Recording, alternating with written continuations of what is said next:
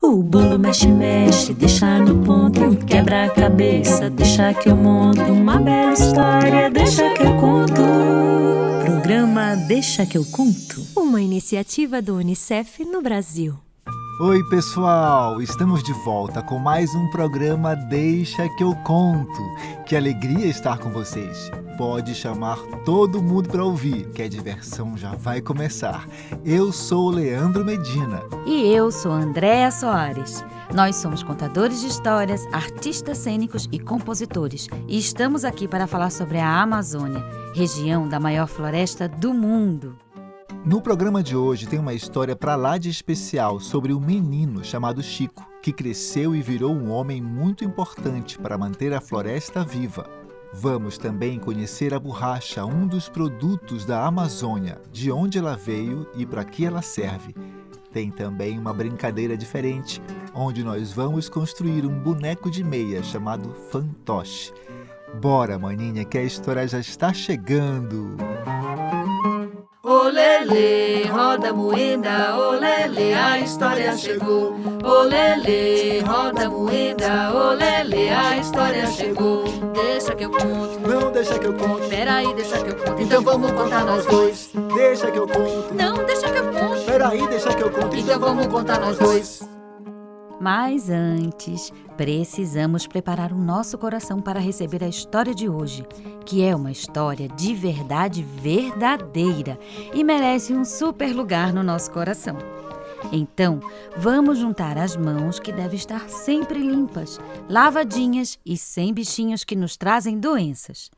Palma com palma, a gente vai esfregar as mãos. Mais rápido, rapidinho, até esquentar. Esquentou? Coloque em cima do coração para esquentar ele também. Acho que estamos prontos. Pode vir, história! Era uma vez um menino chamado Francisco. Ele nasceu em Chapuri, uma cidade do estado do Acre. E como o pai dele também se chamava Francisco, ele logo ganhou o apelido de Chico, ou de Chiquinho. Chico começou a trabalhar muito cedo. É que naquele tempo as dificuldades eram muitas e as crianças tinham que trabalhar com seus pais para poderem ter comida na mesa. Era um tempo muito duro.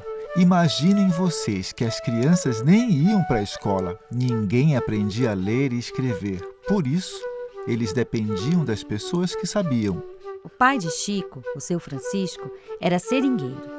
Essa é uma profissão que surgiu na floresta quando as pessoas descobriram que as árvores chamadas seringueiras, quando cortadas de levinho, como uma tatuagem de listrinhas, soltam um líquido branco que parece um leite e é chamado de látex. E o látex, vejam só, vira borracha.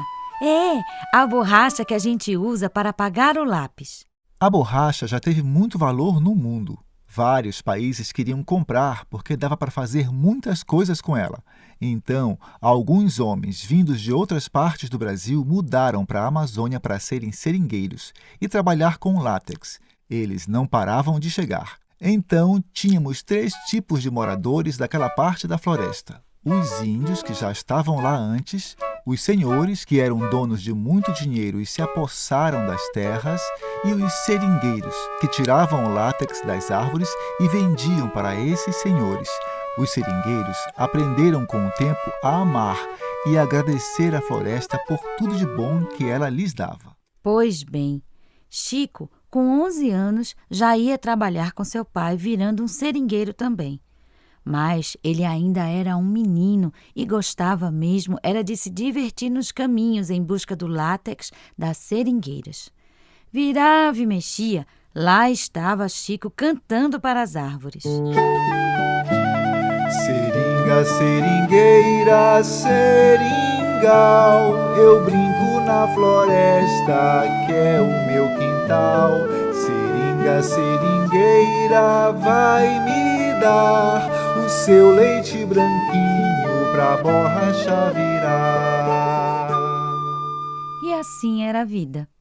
Seu Francisco acordava Chico antes do sol sair e iam os dois, mas muitos outros homens de Chapuri, pelo meio da floresta, colhendo látex das seringueiras. Eles trabalhavam muito e Chico não entendia por que, mesmo com tanto trabalho, eles estavam sempre em dificuldade. Seu Francisco falava com os outros adultos e Chico ouvia tudo. Os senhores que compravam o látex e que tomaram conta daquelas terras eram também os donos dos mercadinhos que vendiam comida. E eles vendiam tudo muito caro. Assim, o dinheiro do trabalho não dava para quase nada. E o menino via os olhos do seu pai, cansados e cheios de tristeza. Dentro do seu coração, Chico queria que alguma coisa mudasse. Ele queria que as pessoas que moravam e trabalhavam na floresta tivessem uma vida melhor, mais feliz. Mas como? Sem poder estudar, o único futuro seria trabalhar no seringal. Ele também não entendia por que os índios e os seringueiros brigavam tanto, mas ele sabia que alguma coisa estava errada naquilo tudo. O tempo foi passando, Chiquinho foi crescendo, levando aquela mesma vida. Até que um dia chegou por Chapuri um forasteiro. Sabe o que é um forasteiro? É alguém que é de fora da cidade. O homem era meio misterioso, usava um chapéu marrom e tinha um nome bonito. Se chamava Euclides. Chico, que era muito curioso desde sempre, começou a observar o moço de longe e descobriu que ele tinha livros. Foi aí que ele teve uma ideia que poderia mudar a sua vida. Pois ele tomou coragem e pediu para o Euclides lhe ensinar a ler e escrever. E assim foi. Chico aprendeu a ler rápido. Voltava do seringal e já estava correndo para a casa do novo amigo.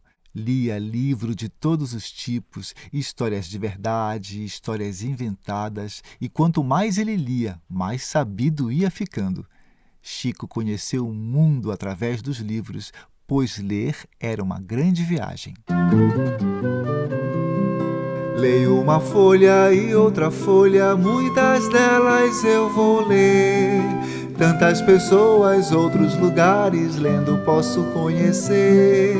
Tantas pessoas, outros lugares, lendo posso conhecer. São tantos livros, tantas imagens, quanta coisa pra saber. E desse jeito as coisas do mundo posso entender. Que desse jeito as coisas do mundo posso entender.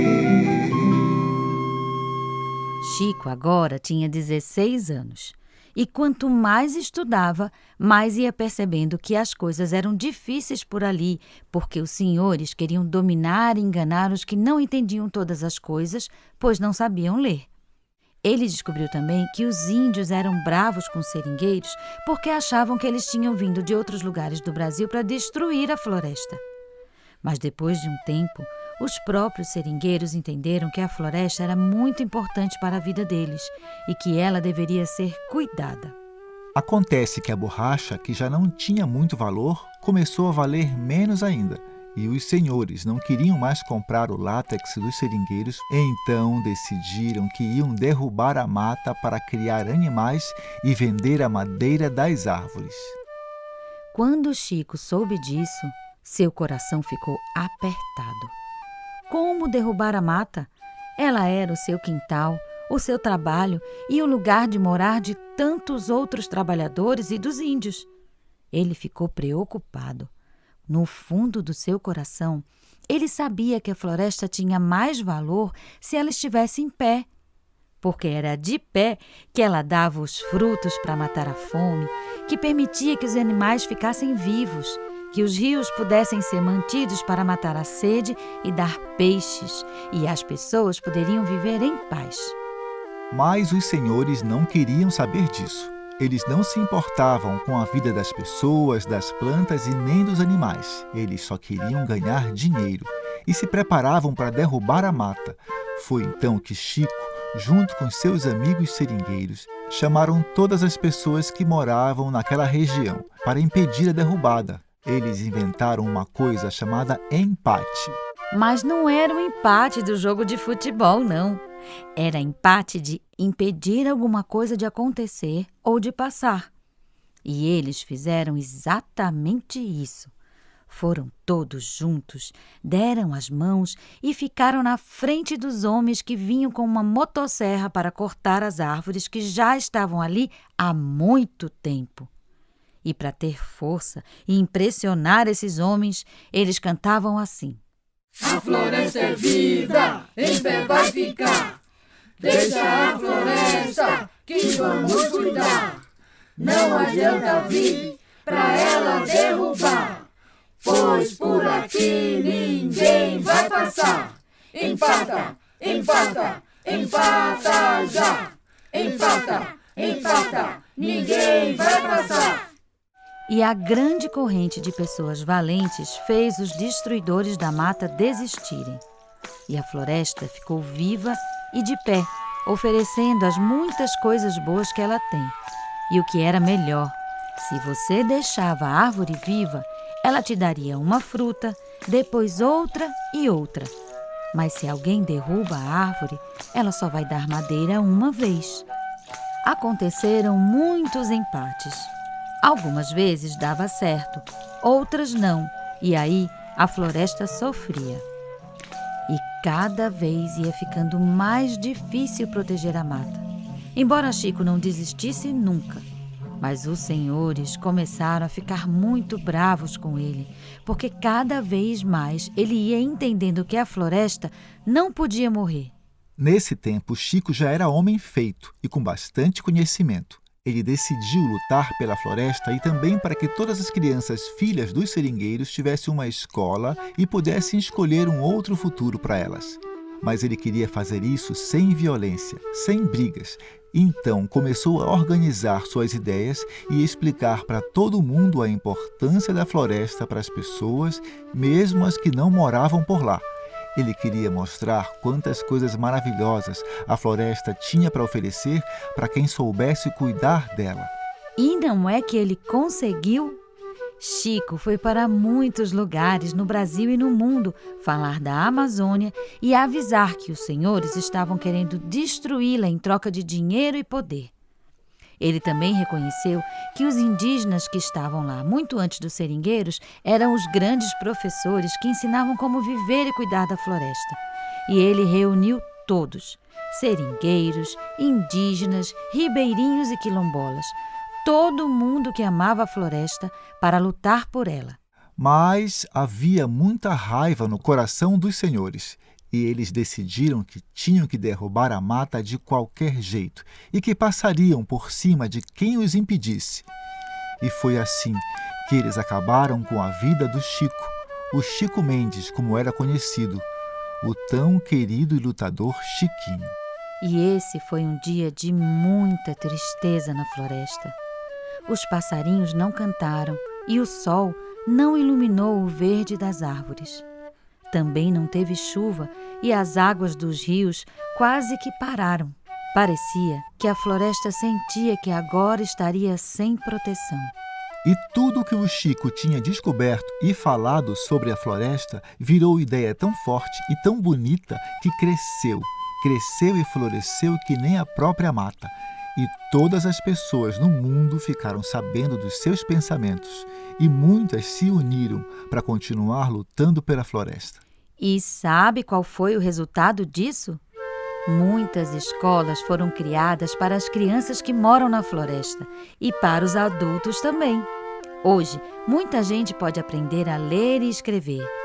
Além disso, a ideia de que a floresta vale mais de pé do que derrubada fez muita gente estudar e conhecer tudo de bom que ela pode nos dar, sem que precisemos destruí-la. Antes dele, poucas pessoas pensaram nisso. Mas a grande conquista mesmo é que hoje existem lugares na floresta amazônica e em outras florestas do Brasil que são totalmente protegidos por lei, ou seja, ninguém pode destruí-las. A lei protege também os extrativistas, que são as pessoas que moram na mata e que sabem como tirar coisas boas dela sem destruí-las. As ideias de Chico Mendes são um presente para as crianças que vieram depois dele, porque ajudam a fazer um mundo melhor para todos. E a Lívia, que é bisneta do Chico, escreveu uma carta para ele escutar lá onde ele deve estar agora. Eu acho que ele deve estar bem feliz de saber tudo o que aconteceu graças às ideias dele. Porque quando uma pessoa morre, as ideias dela continuam vivas. Vamos ouvir a carta? Eu escrevi uma carta para meu bisavô Chico Mendes, meu querido bisavô Chico Mendes. Eu gostaria de ter conhecido você. Mesmo assim, ouvi falar de você, da sua história. Eu sei que você sempre foi importante para o mundo e sempre será. Você salvou a floresta amazônica e o mundo. Se não fosse você, aconteceria um desastre. Tomara que as pessoas tenham consciência e que tenham aprendido que eles não vivem sem a natureza.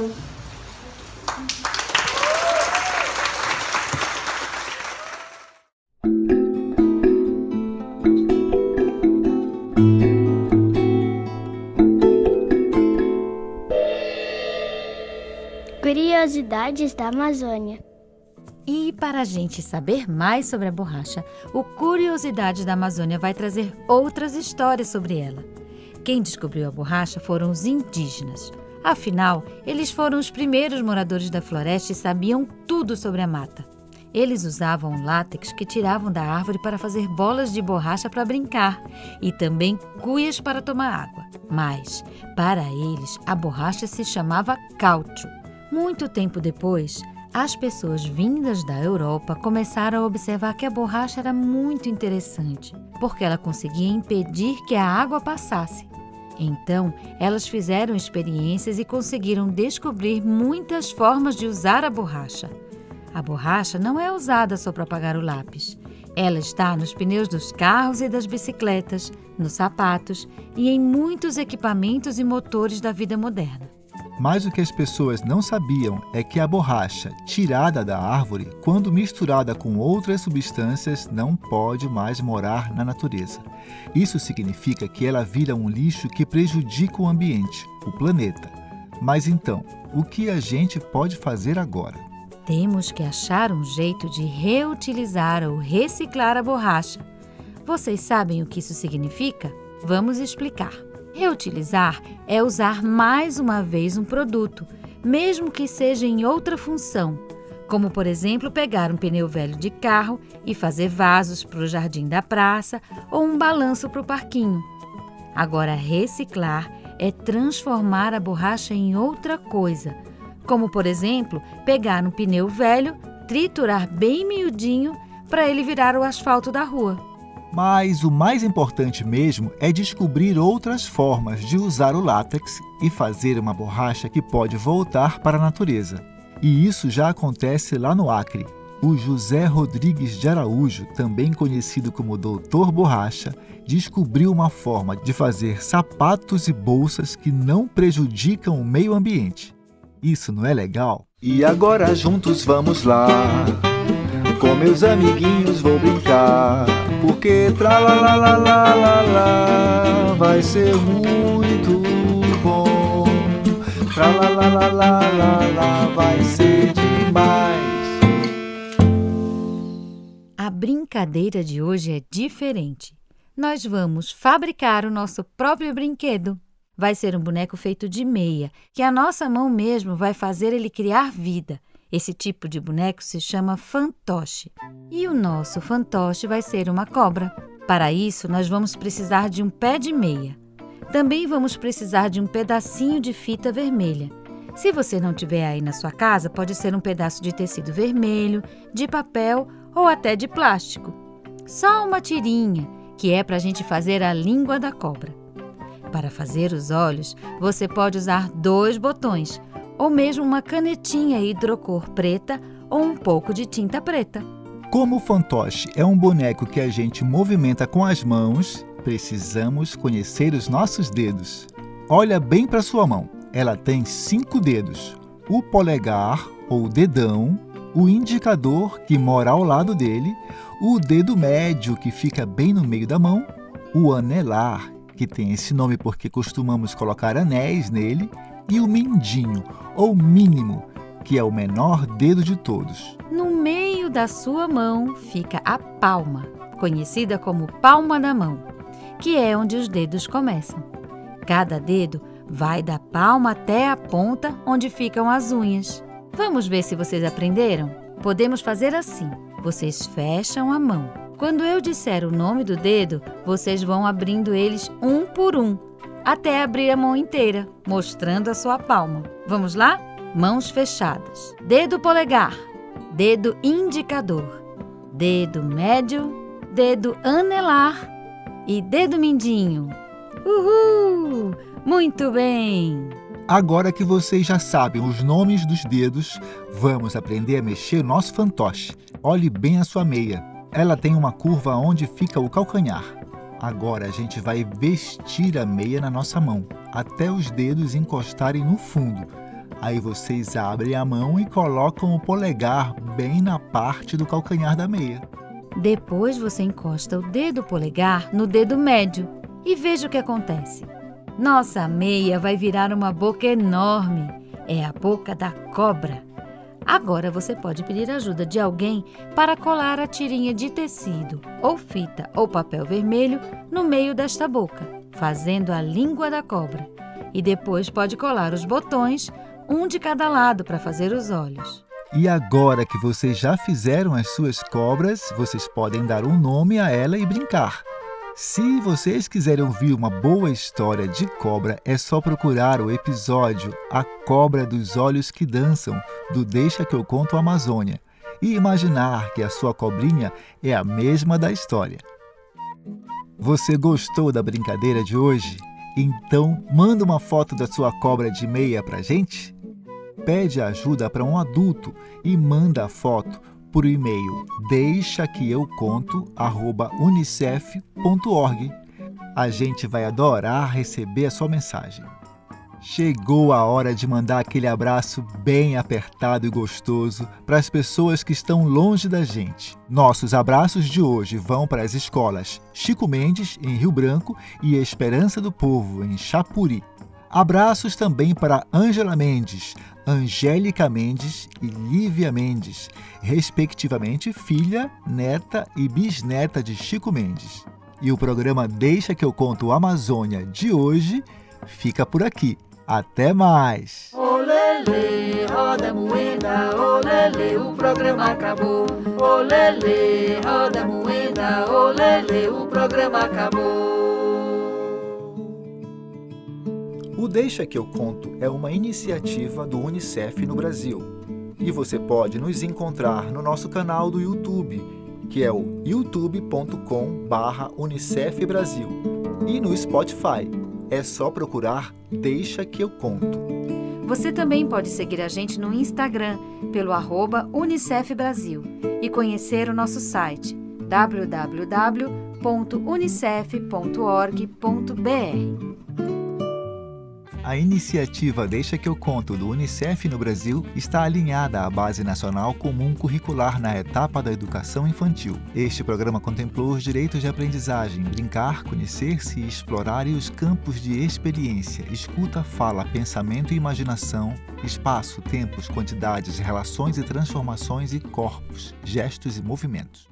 O programa de hoje contou com a locução e criação de conteúdos de Andréa Soares e Leandro Medina. A história de hoje, assim como suas músicas, são criações de Andréa Soares, livremente inspirada na vida de Chico Mendes, baseado nas informações fornecidas por Ângela Mendes.